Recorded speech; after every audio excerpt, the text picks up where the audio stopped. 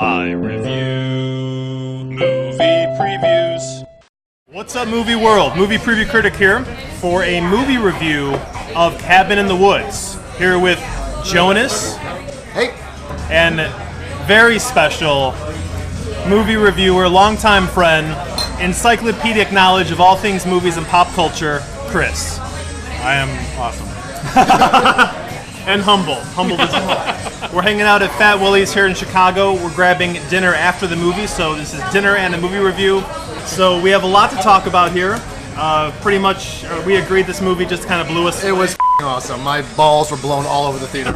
I'm still trying to pick them up. I still have my balls, but they drew into my body, so. You do want to show, this will be spoiler filled. Oh, yeah, please, yes. If you have not seen this yet, this was movies that I went in knowing next to nothing about it. I'm so glad I did because it was just so great at watching it just as everything got revealed to you because I had no idea what was going on either or what was going to happen next. So if you haven't seen this yet, go turn this off, go watch the movie, come back, then turn back on the spoiler, and then go to moviepreviewcritic.com and buy all kinds of wristbands and all that stuff. So I went in. I knew the opening scene was going to be unusual. I had heard about that. Just when the reviews were like, we're not spoiling anything by saying that this does not start where you expect it to start. But still, it also ended up not anywhere near where I expected. Yeah. So definitely, just go see it. So actually, don't watch any previews. Don't watch a preview review, even though I didn't make one. Okay. This is a movie a very rare movie where, even as you're watching it, you don't know what's going on. That's the main thing, is that for a horror movie specifically, I had no idea. At any given moment, I had no clue what was going to happen next. That is so rare for these days. And it works because it is a movie for people that are steeped in, are pop culture geeks like we are, and know the movie tropes, and know especially horror movie tropes. And so part of me was kind of wondering if it will even play for a kind of normal audience, because there were definitely some parts of the movie where we were the only ones laughing, it seemed like. Even though it was hilarious. I mean, even when the dialogue is just that perfect amount of cheese that's obvious to anyone who knows what's going on. Right, it's supposed to be cheese. That's the thing. It's purposeful. Because with our movie reviews, we tend to be spoiler filled. Right. So let's just say our ratings. Yeah, our ratings right now are awesome movie. Go see it. A++. Go see it in the theaters. Support it financially so Hollywood makes more of these, please. Because there were not a lot of people in this theater today. No, there weren't. It was a 6 p.m. showing. But as I was talking to Jonas before, the last big horror movie that did things that people did not expect was Scream, and that was also a big word of mouth hit. It didn't do that great in opening weekend. And people told everybody else about it, and it was one of the only movies that actually make more money on its second weekend. Second and third weekend, okay. Which is so rare now. Yeah, that's true. People just go for that instant and then drop off. Yeah. Okay, so stop this review right now. If you love Joss Whedon, if you like Drew Goddard, if you like horror movies, if you like good movies, originality, creativity, surprise, go see this movie. All right, you've been warned. Now we're gonna spoil the shit out of it. So try to summarize. What is the summary of this movie? What's the story? It starts off it's a generic, or the very first opening scene, you know something's up because it starts off in this modern office with scientists, and they're having a very kind of blasé discussion about his wife's getting pregnant and all that. It's a very generic, almost sitcom-y discussion, and they get on. There's these allusions to this kind of horrible thing that almost happened in 1998 or something, and then it's all of a sudden you see Fred from if you're an Angel fan. Amy Acker. Yeah, Amy Acker. Thank you. Yeah, if you're a lot of Whedonverse cameos here, which is nice. I'm out of my element because both of you are big Buffy fans. We'll just drown you out that way. Yeah, well, I watch it, but I'm not steeped into it, So. Yeah, we're the Buffy fans. So yeah, and then the first time you get this thing is, this is not going to be your normal movie. So they're driving in this little golf carts that you would in a kind of a big industrial complex type thing, and then just slams, boom, cabin in the woods with the blood font and everything. And there's no cabin yet. There's no woods yet. There's no teenagers. It's completely incongruous. That's your. It's totally a mash of two different styles. You're just taking it back It'd be like if you went to see some Merchant Ivory type movie with these bunch of British people talking, and just a porn title came out.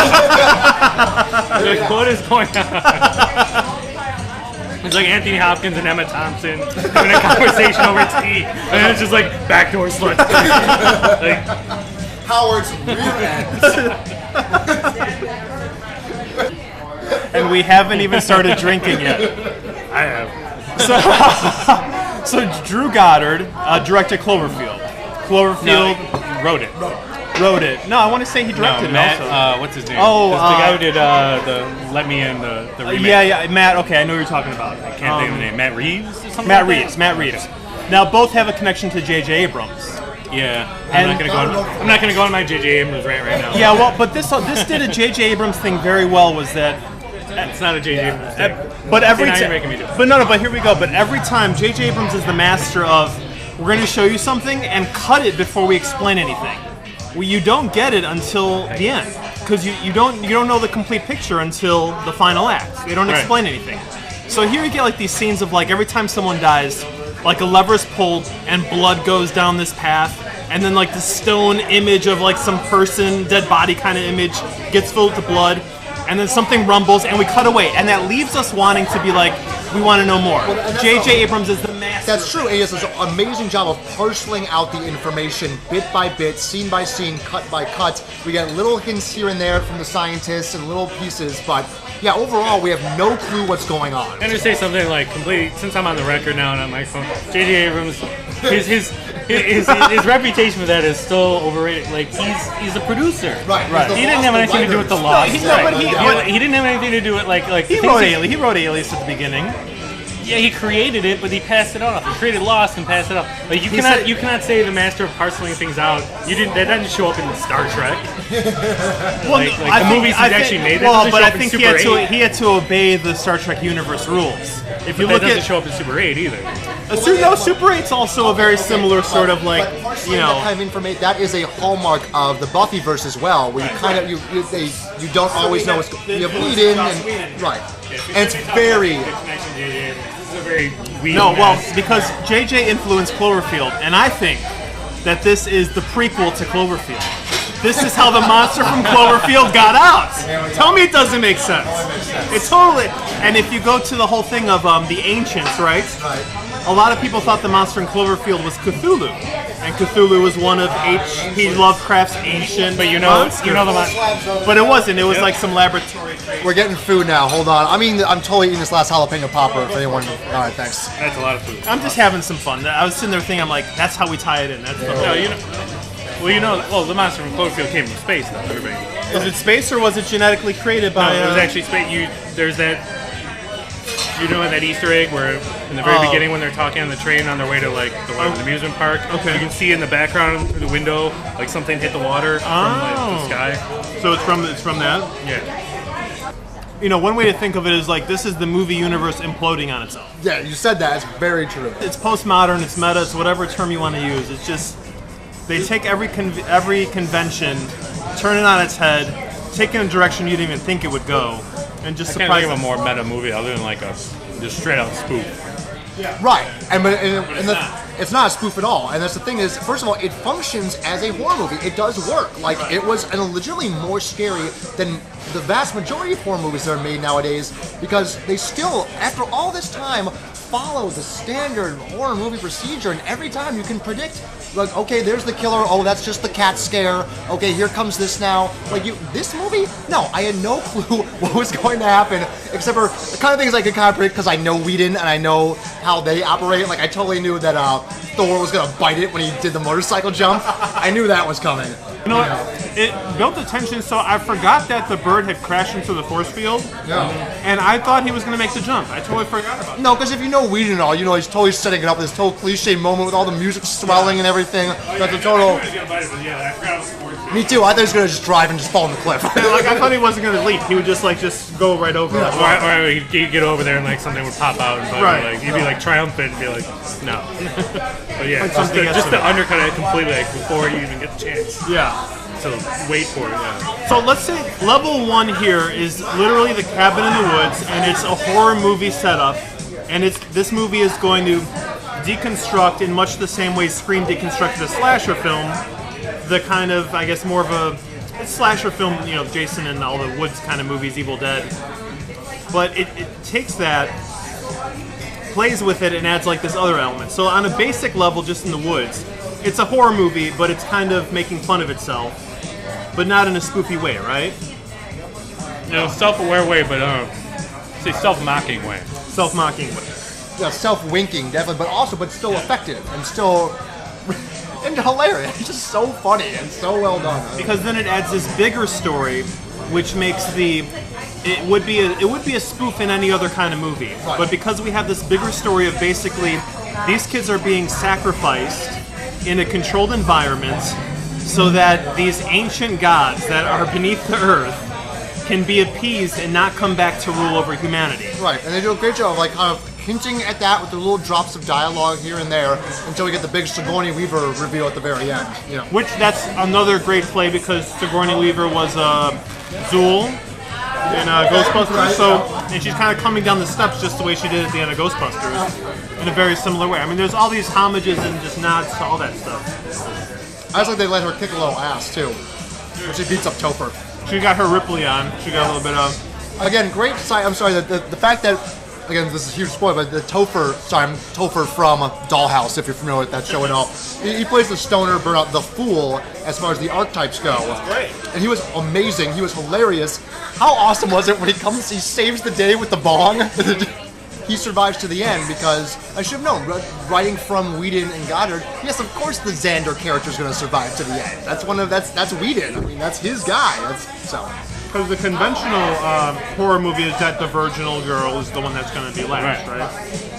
There's layers upon layers in this movie of like meta type thing. We could go into all day, but what I loved is just the implication that just every horror movie you've ever seen is one of these experiments. When they show all the pictures of like the experiments in different countries, and the Japan one is J-horror. Yeah, it's totally J-horror. And you can even see like the other ones have their own flavor to it. Mm-hmm. And it's just like, yeah, every movie you've been seeing is that's what right, because Sigourney she says each culture is different. So again, our culture is the archetypes of all our horrible slasher horror movies, where the virgin survives to the end or doesn't. It doesn't matter either way. They say, but she has to be the last one standing. And there's the slut that dies first. There's the jock, the brain, the fool. And those are the characters we get. But again, they do a great job of playing with the stereotypes because the jock, played by Chris. Yeah, thank you. Like he's like chugging beer and being a real ass. And then one of the characters goes, and what's with him being an alpha male all of a sudden? He's a sociology major. Like, so they even comment on that. Like, all the little touches like that the blonde wasn't actually dumb, but she was made that way because they drugged her hair dye. I mean, it's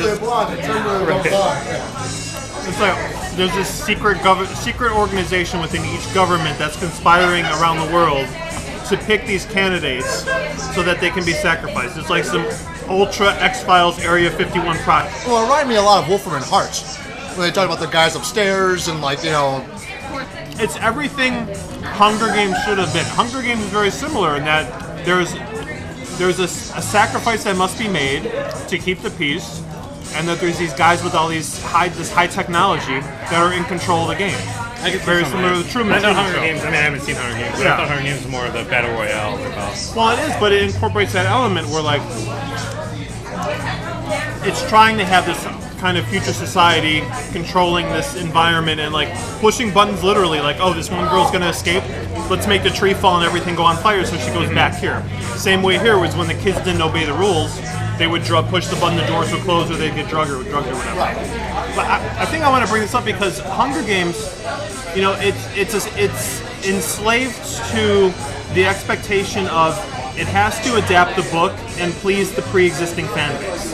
It can only be as good as the source material. Where here, I think literally this movie, it was trapped in one of those cages, and like Hollywood is controlling all the cages, and all the original creativity movies are underground, and somehow Cabin in the Woods managed to escape and made it to the Cineplex, and it's like this gleaming star of just ballsiness standing out. This movie should not exist. It should not be in the theaters right now. I mean, how long has it been sitting there? For 2 years. Yeah, right? exactly. Oh, is that the backstory of it? Yeah, like this was way before Chris Hemsworth was cast as Thor, and that was a big thing that helped to get made, I think, right? Was that Thor was in it, so. Was it already shot and on the shelf? yeah, it's been on the shelf really? for a while. It's supposed to be out. Again, Lionsgate. I'm so a fan of Lionsgate. They're not. Yeah, they're still they're still ballsy enough that they can greenlight stuff like this. Because they're playing the role that Miramax played years and years ago, where they're the independent now that can take the chance on this kind of stuff, which is great. God bless them, and God bless them for Expendables. God bless them for, who else is giving Stallone millions of dollars to make like. Movies are like the archetypes here. Sometimes you want the serious and brainy. Sometimes you want the slutty. Just like Cabin in the Woods starring Anthony Hopkins and the Emergent Ivory Porn. So there's all different flavors, but when all these genres don't have the spark of imagination and creativity like this had, they become so predictable and boring.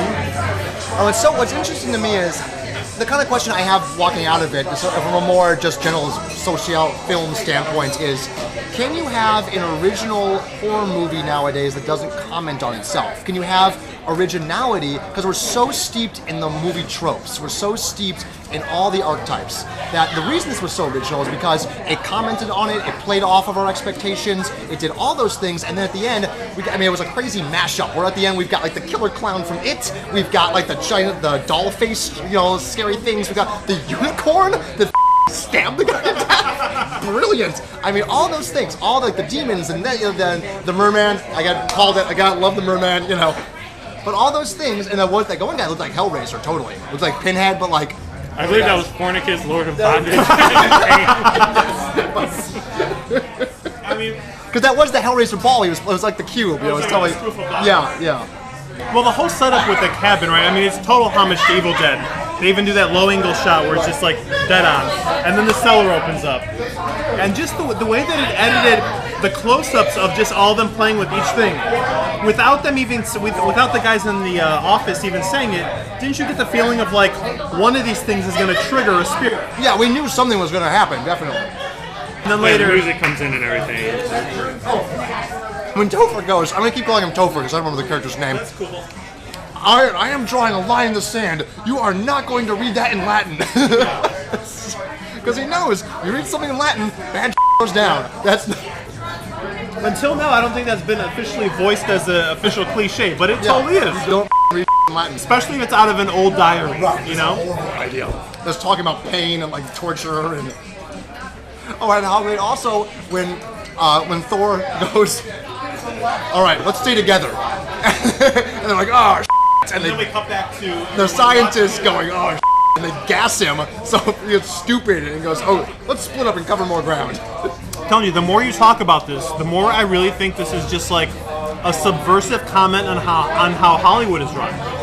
This totally is like whenever an idea is going to come out, That has that in there, but and it's like, oh, this script's too original. Oh, I think there's more to it than that. I've been eating a lot, so we haven't been able to get into this. And you have the biggest I slab change my shirt. you have the biggest slab of amazing ribs, by the way. But I definitely see the Hollywood thing. But what amazes me is just how many different themes there are. Like, what I was thinking is that the scientists go through the same thing that anyone else goes through when they're watching a typical horror movie. Like, it starts out, the setup, and they're kind of not paying attention. They're just kind of like, they know exactly what's going on already. It's all routine. And then when like the killing starts, they're like really focused into it. They're rooting for the deaths, which is what a lot of horror fans do. Yeah. They're also rooting for the blonde to take off her top. Right, they're rooting for the blonde to take off her top because. Thank you. And then when they start, and especially I think the joke, I think there might have been a little joke there when the people start dying and they go to pull the lever. It's like, this is mechanical. This is the mechanics of what we do. It's just like, this is the part where everything goes according to our plan and everything. Yes. So like, and then towards the end when it's like, they're not paying attention again. They're celebrating. And it's just kind of like, right, which is again one of the greatest laugh lines in the movie, which I can't believe we were the only ones laughing at. Where the Virgin is getting her. I thought she was getting killed. I thought that was like the end of the movie. I thought it was a short movie and they were done. Like, yeah, she was getting killed in the background. They're all partying to REO Speedwagon. Which brings up a larger question, I think, which is that, again, like we were the only ones, us and a few other people, that was one of the funniest moments of the entire movie. No one else was laughing. So I kind of wonder how this plays with Middle America. I wonder how this quote unquote, Middle America, sorry, but like, just generic people. Onion AV Club had a great point in the review, which is like, God help you if you're expecting a movie as generic as the title, Cabin in the Woods. and it's a tough thing to advertise. Again, I think that because over time we've been trained to respond to certain patterns in advertising for films. If movies don't fit those patterns, it's tough for them to be advertised. Then it doesn't make sense for us to respond to them. Like now we've forgotten how to respond to, like, oh, okay, that's something different, or that now it's like, oh, that doesn't fit in all the peg, the square hole, the round hole. I don't know what the hell this movie is, so I'm not going to see it. Like the Avengers preview, the dialogue in that is so generic and lame, kind of. If I didn't know that Joss Whedon wrote the thing, I'd be like, oh, I guess I'm excited for it because it's a superhero movie, but whatever. But no, I'm sure it's going to be hilarious. I'm sure it's going to be brilliant. But you don't get that from the previews. Chris, to your whole thing with just this bigger picture on how this is really a comment on that, I feel like. Well, I also felt that the moment he talked about the big laugh line, it was funny, but it was kind of an uncomfortable laughter because of how casually it's treating like what's actually going on there. And I think there's a lot of the comment on horror movie audiences in this movie too, where it's not exactly pleased with the bloodthirstiness, I guess. Yeah. Mm-hmm. And it's almost like the way that they got the audience into seeing this movie was the same way that they got the kids into The Cabin in the Woods, to make it seem like a typical normal adventure. Just it's going to be a very cliche visit to the woods. Teens are going to have sex and smoke weed and do all the usual stuff. The mist? Yeah. The mist was like horror. It's like pheromone mist. Pheromone mist. Like the cheesy horror mist you see in every bad in the woods horror. But when the light comes on and shows the place for them to lay down, so brilliant. And this film has so many levels. It's like it's the lasagna made by the Italian master. I mean, this thing has got like, I was thinking to myself, like halfway through, I'm like, okay, I'm really liking what this is doing, but am I gonna want to go back and watch this movie again? And after our conversation so far, it's like, yeah. I want to go watch it right now. I mean, this. I just want to go back and make sure I read everything that was on that board, the betting board. I pointed out to you the other Evil Dead homage was one of the lists on there was like molesting tree. Yeah.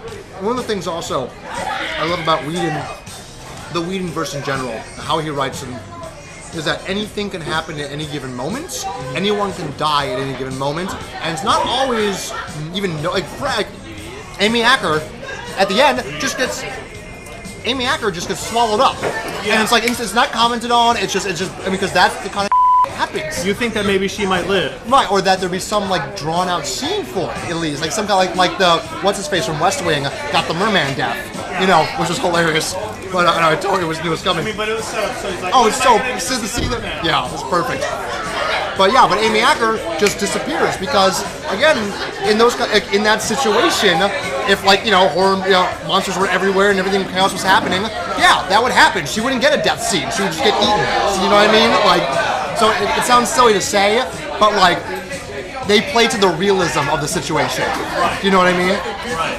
Yeah, they play to the realism, but also at the same time when it called for it, like when the two survivors, the nerd and the virgin, when the nerd and the virgin are in the middle of the super chaos, it just so happens that the bat creature makes a hole in the wall so that they're able to kind of escape everything.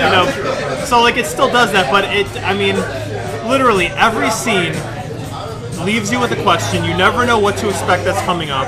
Every time you think a cliche action is going to happen, it does the opposite of it. And this thing was hilarious. Oh, when the Japanese kids trap the J-horror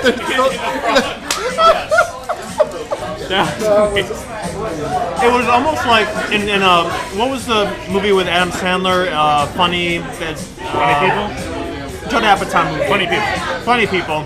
When they kept spoofing the Adam Sandler movies within that movie, it's like here they decided here's a bunch of horror movies we had ideas for, but we're never gonna make. So let's just do these little 2-minute YouTube versions of them.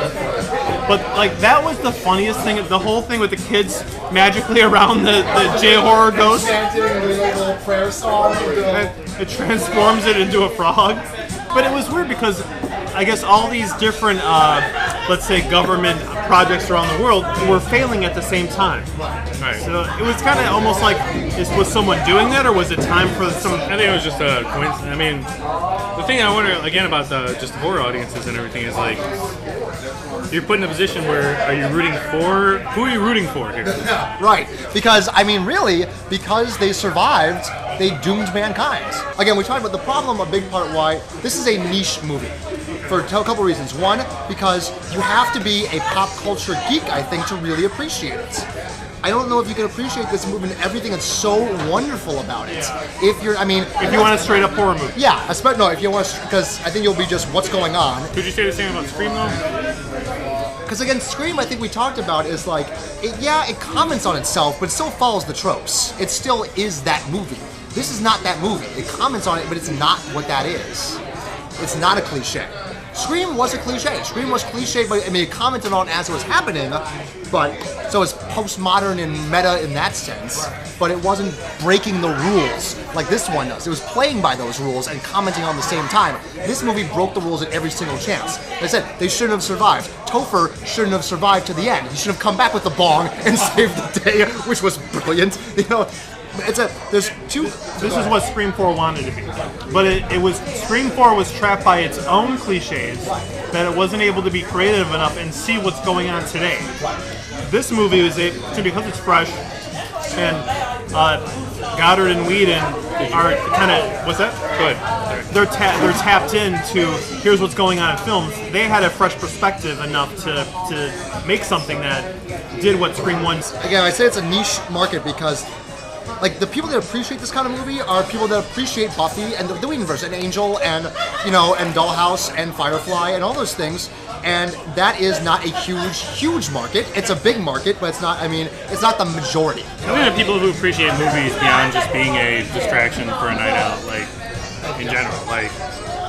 You don't have to be like a specific, like, even fantasy buff or anything. No, like, I think but you have to be. Yeah, you have to approach pop culture as wanting it to be something more than just a distraction. I think this is a horror movie for people who don't usually like horror movies if they know the general principle of it. Right, like Evil Dead 2. Like, if you're a fan of Evil Dead 2 or Army of Darkness or Sam Raimi in general, or any of that, I mean, that kind of a thing, you'll love The whole this. I mean, zombie arm? yeah. Oh, yeah, thank you, Zombie Arm. Evil Well, Dead 2. I'll venture to say, if you're listening to the three of us movie nerds talk about a movie over ribs for 45 minutes, you're probably going to like this movie. You know what I mean? Like, Right. One thing I've been developing lately is this idea of, like, calling it story consciousness, movie consciousness, story consciousness. And I think there's movies, you can look at the theater as the theater of our mind, right? And movies are just like our imagination experimenting with potential realities. And so the types of movies reflect a level of consciousness. There's either movies that maintain consciousness, that it currently exists. So pick, Expendables 2 is the exact same consciousness level as Expendables 1. There are movies that raise consciousness. I would say this is a movie that is raising consciousness because it's taking the stories that Scream did, these kind of films did, and it's putting a new twist and adding a new element that we haven't thought of before, and bringing the bar up, just the way Scream 1 did back in the day, just the way Pulp Fiction did. Any kind of movie that really becomes memorable, it's memorable because it raises. because it did something new, right? Because it did something we haven't seen before. It's expanded. So, and then there's movies that lower consciousness. Right. Well, and that brings me back to my original question, which is that brings me back to my original questions with the horror genre specifically. I mean, it's because we haven't. I guess how can you predict what you haven't seen? But like, I'm wondering, can you do anything different without what this did, which was commenting on its own rules while breaking them? I guess you could argue J-horror was different when we first started seeing that. J-horror? Yeah. Right. You could argue that Paranormal Activity or Blair Witch was different. The found footage thing was different. I'd say it's obvious if you can do it, nobody's figured it out yet because, especially with the state of remakes we've seen, it's like. Well, but I mean, but it only happens like for 1 or 2 years. Like the first Paranormal Activity, that was a pretty. Not seen it, but yeah. It was pretty decent, and it was a cool idea. But as what always happens when things are profit motivated, you got to keep things safe so that so that you know what the profit's going to be. And if you take a risk, you're not sure what's going to happen. Well, and the other thing is, once someone invents a new movie language, then you've just got copycat for copycat of that movie language. Like, you know, when Pulp Fiction came out, we got all kinds of, we got good things. We got Usual Suspects, which is awesome, you know. But then we got Killing Zoe and, like, you know, all those kind of like the. I'm sorry, I like things doing Name of Your Dad, but I know your point. That's another discussion, but yeah, buckwheats, all of them. Well, it's like I know I saw that movie. I can't remember a thing about it, so it couldn't have been. 2 Days in the Valley or something. Yeah. See, that I remember because Charlize Theron, but anyway. So Henry Ford says, if he would have asked the, let's say, quote unquote, the consumer public, what can I make for you to get you faster to places? They would have said faster horses. You know, so it takes someone to be the venturer into, I think here, the cabin in the woods, that scary place no one wants to go. And then once that person goes and turns around and says, hey, I'm alive, and it made money, it's safe, now everyone else can follow. Right, every movie advancement was pushed forward by someone outside of the mainstream. That's why independent cinema is so important to Hollywood. You need the independence. You need the independence, because otherwise, all you're getting is stuff we've seen before. All you're getting is everything that's test marketed. Right. And so that's all you always see. That's why Hollywood is so cannibalizing itself right now, because just by the nature. Because it's afraid, and it's only going on those movies that have made money. Hollywood needs to let the Lord of Pain out. What was the guy's name? What was his name? Fornicus. Lord of Bondage and Pain. Hollywood needs to let go of Fornicus, Lord of Bondage and Pain. He represents that creative, that new element. You know, he really has to, in a way, kill the old cliches of previous films so that it can make way for the new versions of life to come through. There you go. Within death there is life. The yin and the yang, my friends. Circle of life, baby. That's what it's all about. Story is as necessary to humanity as water, air, and food. Because we are defined by our stories. What's the story of our life? I want to be like this person who achieved this in their life. Or I believe that when I die I'll be raised and go to heaven because this is what happened with this story. Stories define us, you know? So the better stories, the better people. I don't know. Sorry to get off on a tangent there. I totally agree with. We think in terms of narrative. As far I don't know if it's. I can't say it's any more our culture right now, or that's a human condition, because the Greeks they had the Greek myths of the gods. You know, the Bible has all the Bible stories. It's definitely from the dawn of man. We think, we relate in story form. Yes. It's how we. If you want to get all Carl Jung, it's how we touch the numinous. Yeah, and again, playing with archetypes like the fool and the jock and the sluts and the virgin. You know, I think there's a danger of getting too caught up in like what. No, not that. That's cool. It's okay to be smart. You know, of getting too caught up in what. I mean, this movie, totally different story, but like just getting caught up in what's original or not. You don't have to be original to be great. Because, right. Like Joseph Campbell has his, archetypes, and it's really hard to break away from that. That's why you don't see it often. I mean, part of it's laziness. When you were talking about what you think of movies that like with the conscious and everything, kind of skipped over it, but like you say movies that are like an experiment. What do you mean? Is that like you're talking about an experiment that raises consciousness? Well, I think movies are basically thought experiments that either experiments. Yeah, thought experiments. The movie, which is what Cabin in the Woods was. Right. Exactly. Okay. Exactly. Well, but again, there's always room for really good genre fare. Definitely. Like I love The Expendables. The Expendables was thoroughly enjoyable. We're not going to see it because of story or even genre. We want to see all those guys in the movie together. So on the factor that brings us to the theater is the casting. Well, that's more of a meta argument too, I guess. But I'm trying to think of a good example, like Transporter 8, whatever the new one that's coming out. Jason Statham. It's not called Transporter. It's the little girl, whatever. Right. I will probably see that, and I will probably enjoy it. Okay. Even though I guarantee you, it's not going to be very much original. Exactly. That's Jason Statham kicking ass, and I'm fine with that. I'm okay with it. So as long as the movies deliver what we expect, we're cool with that? No, not at all. No. If movies deliver just what we expect. The delivery, but the delivery system can be top notch. You can get on this too. The story doesn't have to be original. The genre doesn't have to be original, but it still has to be delivered in a way. So but like the last Mission Impossible, that was just a pure action. Because it gave us new genre set pieces.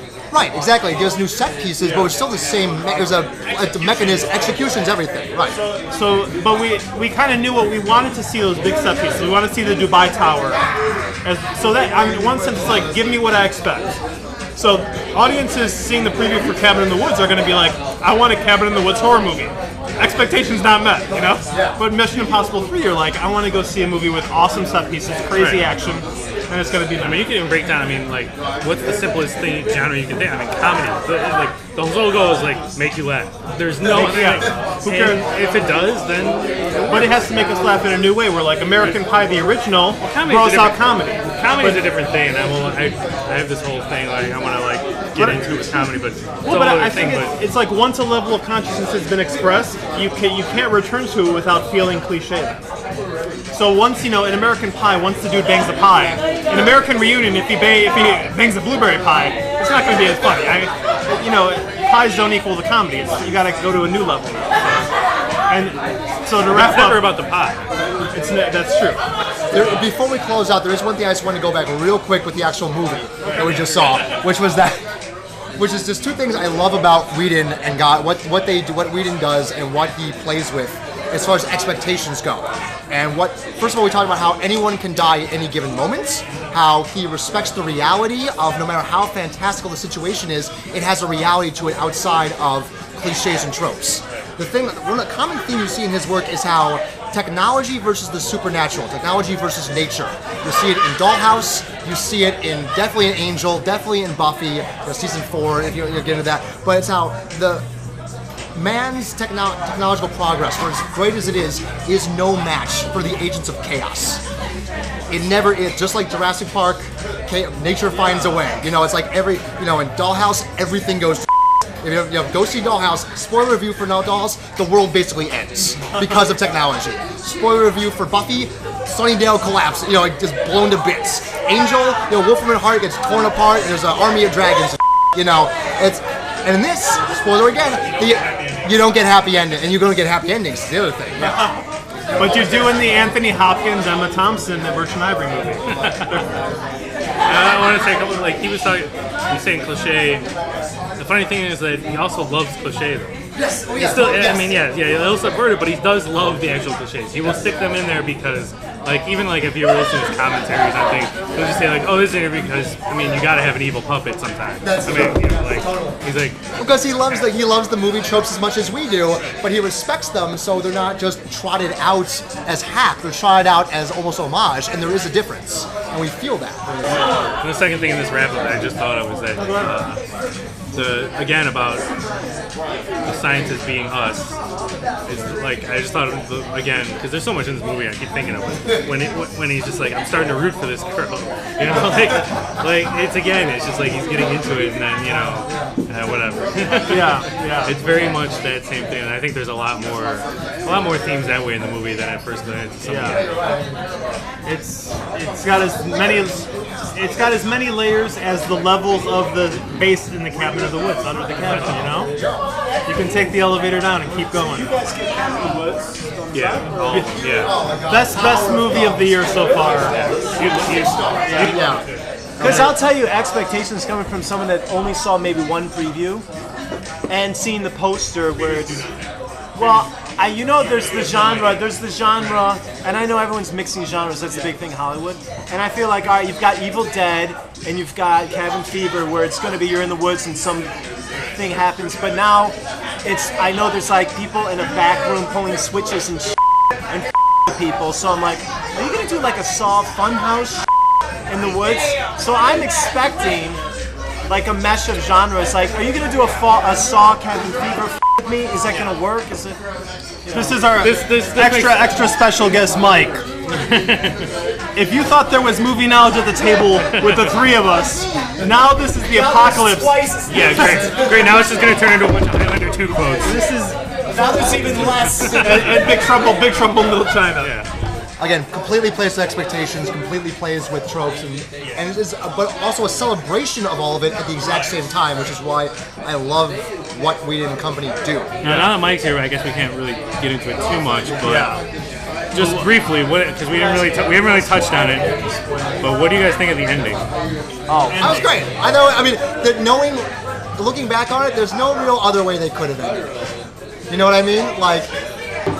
You didn't think she would make the other choice? Yeah, you can't. Because you see that's where it's going, and the only way I could have seen that going is if they killed him in the middle of a speech. Like that's how like he was big pontificating and boom, just done and then over. That's and Sigourney Weaver's like unexpected. thank you. Like all right. Awesome. See you later. Have a good one. Where I thought they kept going with it, which I kind of think they cheated on. It was alluded to that she was not a virgin. And so where I thought they were going with it was, and we work with what you got. So I thought what was going to happen was they would get all the way down to it, and then the demon would still rise, and be like, what happened? The virgin's the only one left. And she'd be like, I'm not a virgin. But remember that the West Wing guy said the virgin's optional, as long as all the other ones die first. Yeah, but you still have to be one. So it didn't feel like they were playing within their own rules at that point. The other thing, quick aside, which I didn't quite get, and maybe you can help me out with, is who effed with the controls for the avalanche? Because they said it was from up top or something. Right, but obviously Sigourney Weaver didn't want that. I mean, if she is, Sigourney Weaver's in it? yeah, a little cameo spoilage. No, that's alright. That's pretty awesome. I never thought I was gonna see it. Now I might see it. That you're spoiling you it. should see it. It's It's like amazing. the Red Road. Wait, you're gonna. No, I gotta see it. Yeah. No, we're taking it away. You're like, oh no, I want that. Right, you take it away. No, I want it. Yeah, that's it. You got it. Because that was. But like I was like, because he was with the control. That wasn't it. No, and like, so it was up top. It was up top more than just Sigourney Weaver. I got the sense when he kept saying up top. Again, I kept thinking like Wolfram and Hart. You know, like the senior partners kind of thing. Yeah. But like, so it was. Great thing. I mean, to get really deep, since the ancient gods are coming from below, is up top. Yeah. The the other heavens, ancients, yes, the heavens. Good versus evil and all that kind of stuff. Right. No, but good. Then they went the whole. That brought about the ancient ones, though. They would have stopped the avalanche. They needed the avalanche to have the. Maybe humanity maybe somebody else needs a chance. Like the evil gods of old. And notice that we don't really get a glimpse of society outside. There's them leaving the house or the apartments. Once they leave, you never get a sense of the real world except through the TVs, which could all be fake or whatever. So you never get a sense of what the reality is. And again, I say it's a J.J. Abrams thing, but it's like they tease enough where they set up this interesting world. They ask, no. I'm stretching. I'm doing a long stretch. Nothing to do with J.J. I know, but there's a lot of questions here that are asked that never get answered. But they're asked so that we start questioning, and in our minds we create a bigger reality.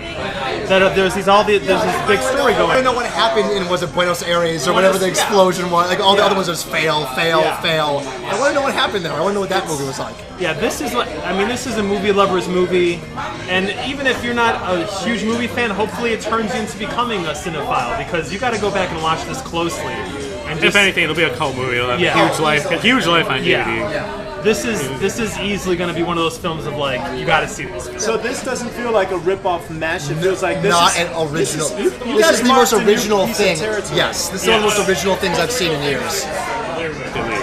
Like I had to think about Blair Witch, and I was like, yeah, that was the last one I saw where it was like I haven't seen this before. Yeah. I mean, Well, that was a big viral movie. I mean, that did huge to this, which I mean, marketing really, but yeah.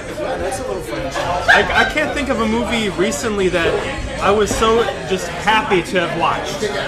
Kick-Ass was a great experience too. That was 2 years ago. I have that at home. That was a good one. That's a good one. 13 to 7. Oh yeah, that's not to love. And we commemorate this passage with arrows, and they just go. Yeah. Yes, this makes you love the movies and just love creativity and like this is what it could be if people weren't afraid to make this kind of But then again, they geek can't movie all be like this orgasm. because they have to play off the tropes to begin with, don't Exactly. they? Well, You but, wanna get real- but the inspiration, the idea they have. Well, again, as I'm saying, every movie doesn't need to be a brilliant indie, outside the mainstream masterpiece. Yeah. There's room for it all. The point is, does Hollywood still allow for the making of these kind? The wild card, the Joker. If you want to get into archetypes, there's the Joker archetype. There's the Coyote, the trickster archetype. That's what this plays. But I guess I would say I kind of feel like movies are on a bell curve where the movies that can be outstanding aren't allowed to be outstanding because that would ruin their marketability. Right. That's the other reason this is a niche movie is you can't sell this overseas. That's what determines a huge blockbuster. In that it can be sold overseas. As bad and horrible as the last Nightmare on Elm Street remake was, and go if you get a chance, go on YouTube, listen to our Nightmare on Elm Street takedown. That's a pat ourselves in the back. It's one of my favorite of our reviews. Really? Okay. Yeah, but that, even as crappy as that was, you can sell that overseas because it's so generic and so blank. Even if you don't speak the language, you can follow along. You know what I mean? And if you're gonna do a Nightmare on Elm Street remake, make the best one you can. Just be the best of who you are and what your talents allow, but I don't want those to be pulled back because it's scary for the ones who are producing or to putting the money behind it. Because Maybe they did make the best one they could make. They're terrible. Yeah, I guess. Well, it was Michael Bay and his what's his production company? Platinum Dunes. Yeah. So let's While summarize. we're on the subject of remakes, though, just real quick aside, I don't understand when they're Total Recall, remaking. excited or not? I don't know anything about it. Who's directing? Who's starring? Colin Farrell's the It's more, but it's supposed to be a lot more faithful to the original story. Yes. So I don't know. It could be very different and still be good. Yeah. That's a whole nother review. Len Wiseman, he's kind of done generic action movies. I think you can remake a Paul Verhoeven film and have it to be completely different because like Paul Verhoeven is not doing it seriously at all. Like I think this one's supposed to be more of a serious takes. Yeah. He's his own genre unto himself almost. He has such a singular vision for what he wants. So, I mean, it's not going to be that movie. It shouldn't be. But hopefully they make it the best movie that it could be. If we're going to get Joseph Campbellian about it, like his whole thing with Myst is that like Myst apply to a certain generation. And then the new generation needs the same myths because they're archetypical, but they need them retold in a way that's current for their generation. The problem with remakes now is that the remakes are being motivated because 20 years ago this movie made $100 million. It'll make that here. Right, it's got name recognition. Like I'll go see the 18 movie because it's called the 18. Versus the humanity breakdown story that it wanted to tell needs to be told again for us now, sort of thing. I think there's been other remakes since then, but like if you're talking about horror, like what wasn't bad was like The Hills Have Eyes. Okay, The Hills Have Eyes. That was well done. Yeah, because it's a cool idea, but it's a 70s B movie. Right. So why not up it up with the modern day? Speaking of 70s horror movies, I'm not saying this at all. Dario Argento, Suspiria. Suspiria's All right, now been why are they remaking that? Because there's no way outside of a very small group of movie nerds that have any clue who Dario Argento is, if ever heard of Suspiria, or any Italian movie, horror movie for that matter. Right. It's a very weird thing to remake. I think Like, why even call it? Like everything done, it's probably cheap to just like not have to have somebody rewrite it. Yeah, right, just follow the script, I guess, and then just throw in a little more torture porn or whatever, but like... Or maybe it's just like this was successful then, so maybe with a new audience, if we market it right. And it's a high concept idea that hasn't been explored here. The idea is what? They go into a house that's full of witches or something, like a secret witch coven? Because really, how much of a movie's success is based on it, how good it is. And how much, very, very little at all, and we've talked about, like... We'll see. if they can make it and put out a trailer that works for it, then that's all you need. We'll see. Cabin in the Woods will tell that story. It's not easily marketed, and if it makes money, we'll be surprised. It'll be a victory. It's so hard to do one of those surprise movies though, because like you want the trailer to look like everything they've seen, but then you don't know if they're just going to show up. Yeah, I mean, the only thing that would lead you to think that Cabin in the Woods, I think, was anything like even close to what it really was, is the tagline, which was if someone warns you not to go into the woods, make fun of him. It's like an old, creepy old man. Yeah. Which we even get into. The old man and how they're totally making fun of Great him. characters. Yeah, all the characters, everything was just. This is a truly great film. So I don't think there's anything left for us to say about recommending this enough, right? We touched on Jung, we touched on art time, we touched on the human condition. Good review. Just see it, movie hope. Alright, so that is our triumvirate, quadumvirate review of Cabin in the Woods. Guys, this has been a pleasure. Let's do dinner and a movie review again. Yeah. Until next time, I guess it's just long live good movies.